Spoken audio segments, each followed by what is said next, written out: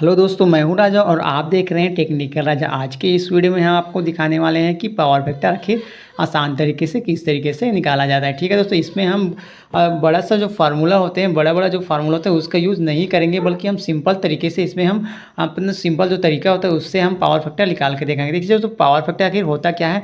देखिए, जो इंडस्ट्रियल क्षेत्र में होता है, जो हमारे जो वायर वगैरह होते हैं उसमें जो वोल्टेज होता है हमारा और करंट होता है, एम्पियर होता है, दोनों साथ साथ चलते हैं, लेकिन कुछ कारणवश वो पिछड़ जाता है।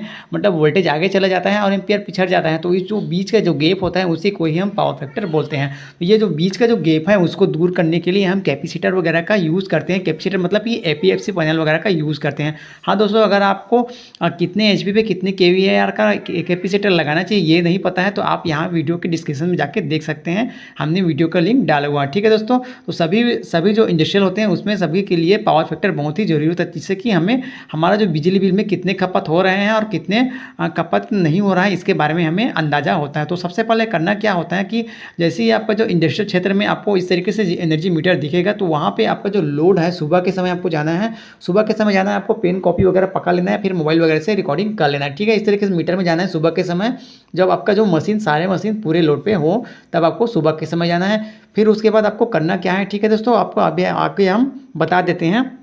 देखिए, इस तरीके से सुबह के समय आपको जाना है, फिर सुबह के समय जाने के बाद आपको मीटर के जो रीडिंग होता है उसमें आपको KWH का लिखा हुआ आएगा, उसका रीडिंग ले लेना है, और KVAH का आएगा उसका रीडिंग आपको अलग से ले लेना है। ये सुबह का है, ऐसा करके आपको ऊपर में लिख देना है। ठीक है दोस्तों, उसके बाद करना क्या है, आपको जाना है शाम के समय, जो आपका जो मशीन है लोड पे रहे, मतलब बंद होने से पहले आपको जो मशीन है लोड पे रहे उस समय आपको सुबह का KWH का रीडिंग लेना है और शाम का जो KVAH का रीडिंग ले लेना है। फिर इन दोनों को सुबह और शाम का अलग अलग करके लिख लेना है। फिर उसके बाद इस तरीके से सुबह का जो KWH आएगा और आपका जो शाम का जो KWH आएगा, इन दोनों को आपस में घटा देना है या फिर माइनस इस तरीके से कर देना है। फिर इन दोनों को घटाने से, KWH दोनों को घटाने से जो आएगा उसको साइड पे लिख लेना है। ठीक है दोस्तों, इस तरीके से लिख लेने के बाद आपका जो KVAH आएगा और आपका जो सुबह का KVAH आएगा और शाम का KVAH आएगा, इन दोनों को भी आपको माइनस करना है या फिर घटा देना है। फिर इन दोनों को आपस में साइड, मतलब जो आएगा उसका जो आंसर आएगा KVAH का, इसको भी साइड पे यहाँ पे लिख लेना है। ठीक है दोस्तों, तो इस तरीके से हम आपको आसान तरीके से पावर फैक्टर निकाला कैसे जाता है उसके बारे में आगे हम आपको दिखाएंगे कि इस तरीके से निकाला जाता है आसान तरीके से। ठीक है दोस्तों, फिर उसके बाद आपका जो सुबह और शाम का जो आपने KWH का जो घटाया था उसके जो आया था आंसर उसको ऊपर में लिखना है, और KVAH का जो घटाया था अपना आपने, तो उसका आंसर को आपको नीचे में लिख लेना है। तो इस तरीके से इन दोनों को आपस में भाग देने से जो आंसर आएगा वही आपका जो कि पावर फैक्टर कहलाता है।